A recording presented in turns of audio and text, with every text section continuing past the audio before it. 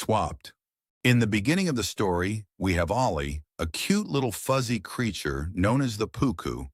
As the central figure, Ollie has always been curious.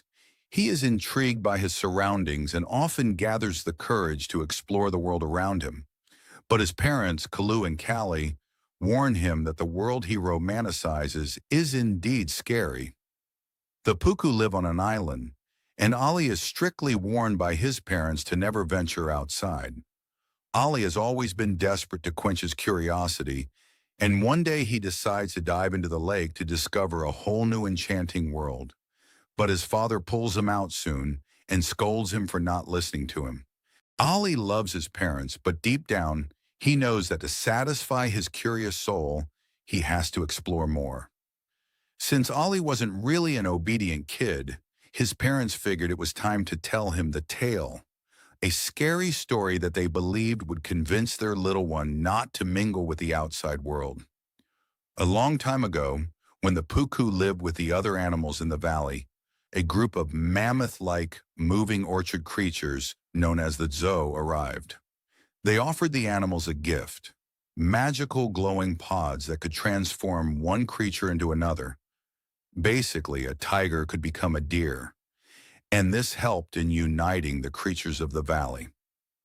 You see, if you get to see the world from someone else's perspective, then you will start to empathize with them. And that's exactly what happened with the creatures of this mystic land. They started to feel deeply for each other. But there was someone who hated this new happy world. They wanted to wreak havoc. The tree wolves used to be in complete control of the valley before. The other creatures were scared of them, and they enjoyed having this immense power. One of them wanted to be the most dominant predator, so he stole the Zo's power and transformed into a monster called the Firewolf. He then used his new power to kill 4 Zo and banish the rest from the valley. The Firewolf intentionally created the rock slide that resulted in the formation of a dam, and he cut off the valley from the rest of the world so that he could have complete control over it. The creatures of the valley once again started to live a life of fear and mistrust. According to Ollie's parents, the Firewolf still continues to dominate the valley, and that was why they asked Ollie to always stay on the island, where he was surrounded by his own species. Ollie wasn't sure if he could believe the tale, but he complained that it wasn't as good or as gory as he thought it would be. On the day of the Piplet Festival, Piplet is the main source of food for the puku, and the festival was to show their gratitude and celebrate the abundance of piplets on the island. At the festival, Ollie met Ivy. Ollie, as curious as ever, was intrigued when he saw a young Javan land on the island. He was scared, but also extremely invested. He figured that the Javan didn't know how to open the piplet and have the crunchy seeds inside, and so he showed the bird how to eat it. The bird appreciated the fuzzy little creature's friendly gesture. Soon, more Javan arrived on the island, and the bird taught the rest how to open piplets. Now, Ollie thought he'd helped a stranger, and it wasn't a big deal, but soon he figured he'd made a terrible mistake. Puku's only source of food was under threat because Ollie had shown a Javan how to eat it. The birds frequented the island and feasted on the piplets, leaving the Puku community with barely any food. There was a severe food crisis, and his father feared that they might one day die of starvation. Ollie knew he had to find a solution to save his community, and that was when he noticed a few broken glass shards sparkling under light. He remembered that a Javan left when he'd unintentionally pointed his glass container at it. Ollie figured this could be one way to get rid of the birds. He used the broken glass pieces to scare off the birds, and he was delighted when his plan worked. When he saw a fierce Javan approach him, he used the technique again. The shine briefly blinded the bird, and she crashed into Ollie. Ollie ended up falling deep into a pit. He got entangled in magical roots, and he soon discovered a glowing purple pod, just like the one from Grandma's tale. But instead of getting all curious, Ollie decided to climb up the pit and avoid the pod. He couldn't afford to make the same mistake again, and he blamed the Javan for putting him in such a difficult position. Ollie lost grip and fell onto the pod while cursing the Javan. And just like Grandma's story, he turned into his enemy, a fluffy feathered green Javan. Ollie was obviously shocked, confused, and terrified.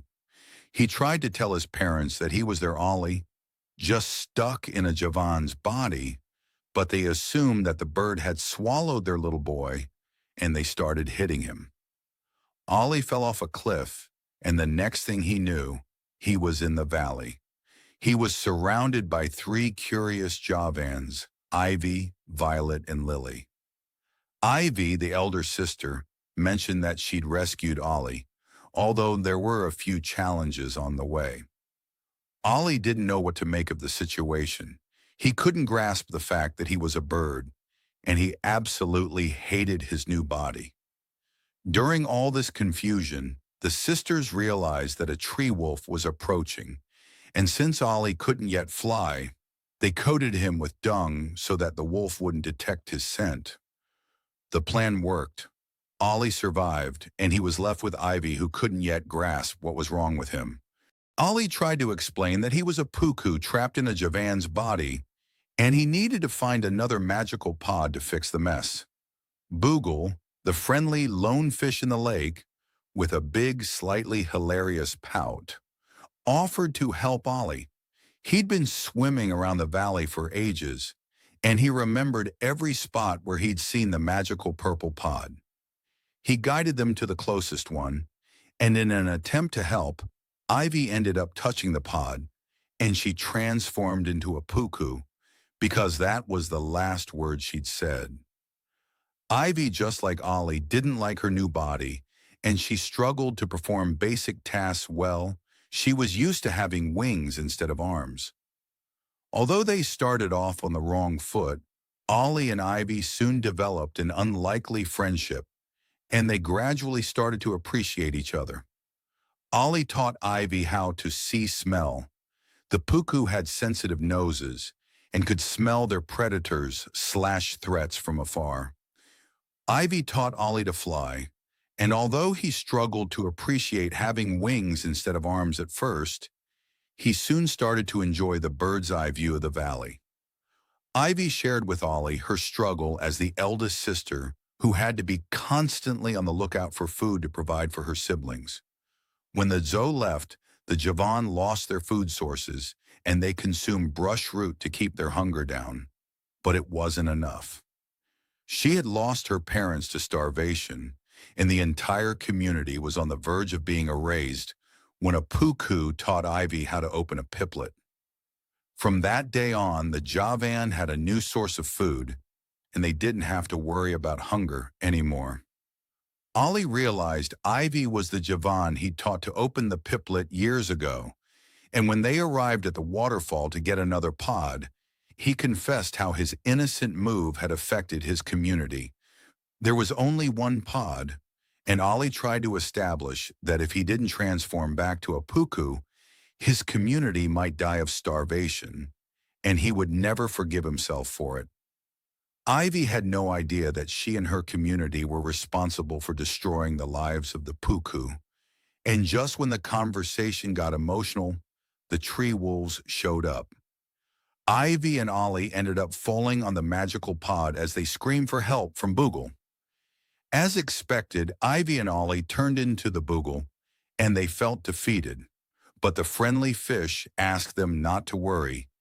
He knew another spot where there were more pods, and he hoped that this time his friends would get him one as well, so that he too could transform into another creature and live in a community. They finally arrived at the Scary Rock waterfall, where Boogle, Ollie, and Ivy swam against the current to make it to the pods. They had to steer clear of the scary giant beasts on the way, and Ollie also risked his life to save a tree wolf puppy who was hanging from a branch. The trio finally made it to the spot where there were a bunch of pods, and Ivy and Ollie immediately transformed to their original selves. They asked Boogle what he planned to become, And to their surprise, he villainously stated, "Firewolf." The sweet, loving fish was actually the vengeful wolf trying to find gullible animals to help him. He transformed into the fire wolf and admitted that he was responsible for pretty much ruining the valley. When Ollie and Ivy asked him why he did what he did, the fire wolf told them his sad story, how he was the runt of his litter and had been tossed aside by his pack, left to die. None of the creatures of the valley wanted him around, and that was why he'd promised himself that one day he would burn the valley down and rule over the creatures who survived. But the zoo messed up his plan and used their pod to trap him in the fish body. Ivy risked her life to protect the pods, but the fire wolf got her. Ollie was worried for Ivy, and the fire wolf was quick to remind him that he mustn't make any friends in the valley. Even after living in isolation for so long and eventually meeting friendly creatures like Ollie and Ivy, who'd been so nice to him, the fire wolf's opinion of the world hadn't shifted. He continued to hold on to the past, and instead of appreciating the world around him, he only thought of destruction. Ollie carried Ivy to the Javan cliff, hoping that her community could help her. Ollie was weary after climbing the tall hill, and the next morning when he woke up, he thought Ivy was gone, but he was soon relieved to see her. When Ivy heard Ollie blame himself for everything that had gone wrong, she asked him to step out of the nest and see how his decision to teach her to open a piplet had saved the lives of hundreds of Javan. The Javan welcomed Ollie, and the young birds showered him with love. Ollie realized that maybe everything wasn't a mistake, and being curious wasn't a bad thing after all. Ivy had decided to help the creatures of the valley fight against the fire wolf, who had already started a massive fire. The Javan weren't sure if risking their lives was a good idea, but Ivy and her sisters convinced them to come together to help the other creatures of the valley. Ollie suggested that they travel to the Puku Island, since it wasn't yet on fire. Even the tree wolves supported Ollie, since they were grateful to him for saving their pup. The animals grabbed onto logs and made it to the island. Ollie's parents were glad to see him, but they weren't sure if letting other animals onto their island was a safe decision. So Ollie told him about his little adventure, about the pods, the zoo, the fire wolf, and how transforming into another creature had helped him realize that they were stronger together. Ollie's father trusted his son's perspective and allowed the creatures to take shelter on their island. But soon the firewolf found them, and Ollie ran to the pit where he'd found his first pod, hoping that if he could communicate with the zoo via the magical roots, then maybe they would grant him another pod. Well, he was right. His earnest request and honest dedication towards saving the creatures of the valley had earned him another pod, and Ollie used it to transform into the zoo. He hoped he could trick the firewolf and turn him back into a boogle, restoring peace in the valley. But the situation was slightly more complex. The firewolf wasn't fool enough to fall for the same trick again, this time when Ivy dropped the pod, loudly saying boogle. The firewolf ignited his fire again, and the pod was destroyed. The firewolf climbed on Ollie, aka the Jizo, and started a fire. Ollie couldn't just take a dip in the water to stop the fire, because the Zo couldn't swim, and therefore he would obviously drown. Ollie didn't really have too many options. He could either focus on keeping himself alive or try to take down the fire wolf for the sake of all the creatures of the valley. So Ollie used the roots of the Zo to trap the fire wolf, and with all his strength, he broke down the dam that the fire wolf had once created. As a result, both Ollie and the fire wolf fell into the water body, and it was assumed that Ollie died for the sake of all the creatures in the valley. The valley mourned Ollie's death, especially his parents and Ivy. Over time, the valley healed and the creatures started to live together and helped each other. The zoo returned, and so did Ollie. Ivy was shocked as well as overjoyed to see him.